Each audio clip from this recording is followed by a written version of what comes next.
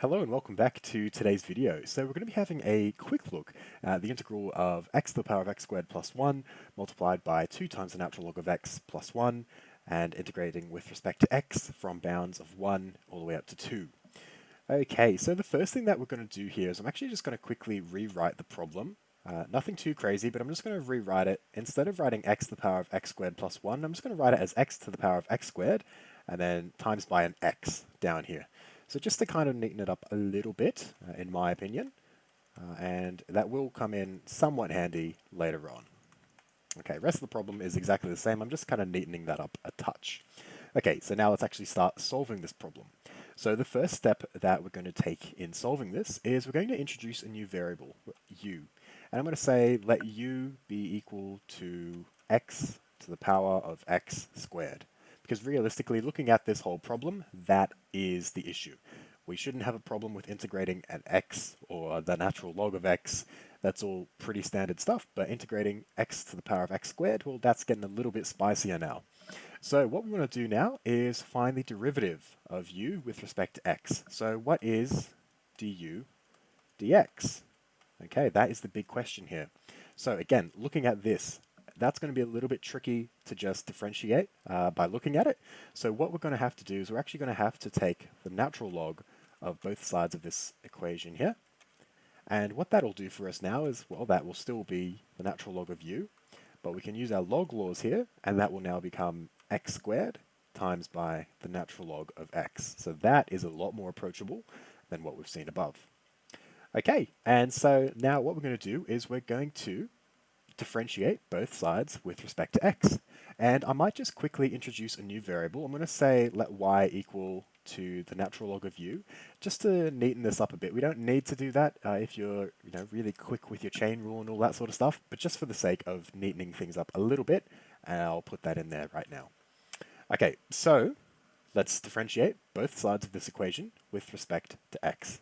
Okay, so now that will become dy dx is equal to, well, x squared times by the natural log of x, differentiating that, that's going to be an application of the product rule.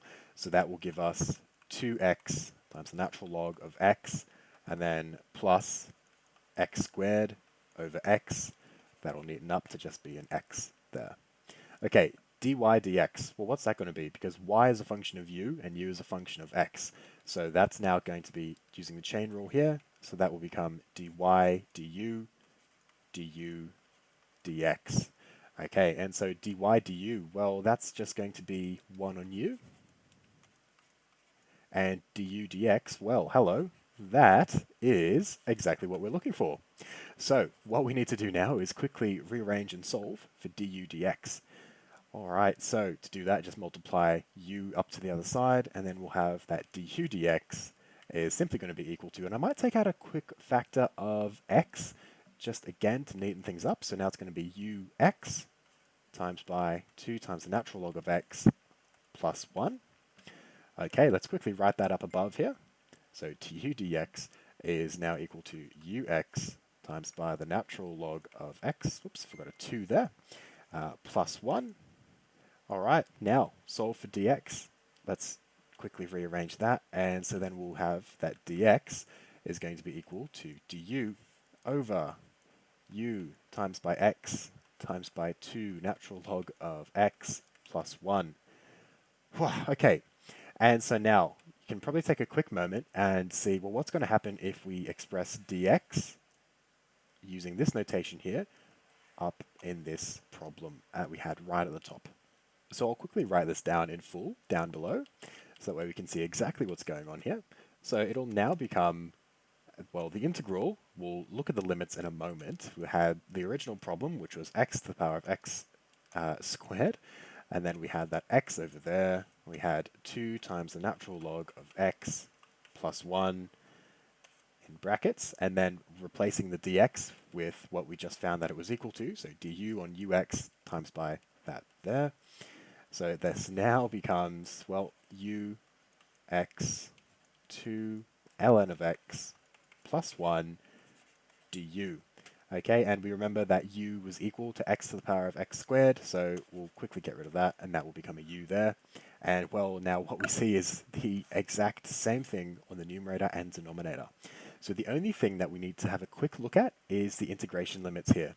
So when we made that substitution way back at the start, when we said that u was equal to x to the power of x squared, what we need to do then is quickly substitute in those integration limits and see what the new limits of integration will be. So we had that u was equal to x to the x squared. Well, if x takes the value of 2, then that would be 2 to the power of 2 to the power of 2. That will be evaluated as 16, so 2 to the power of 2 squared, so 2 to the power of 4, 16. And we had that lower limit there of 1, so that would be 1 to the power of 1 to the power of 2. That will just become 1. So that means that our new limits of integration are going to be 1 and 16. And well, we see that the entire integrand here is just going to be 1. So what is the integral from 1 to 16 of 1 with respect to u? That's simply going to be 16 minus 1, or 15. And that there is our final answer. So if we have a quick look back way at our original problem, well, this whole thing is simply 15. So that's rather an obscure, simple answer to what looks like a very difficult problem there. So I hope you have enjoyed today's video. If you would like to see more content like this, then please consider subscribing. And if you have any other recommendations or maybe any other methods that we could have taken with this problem, then by all means, please leave a comment down below. And as always, I hope you have a great day and stay curious.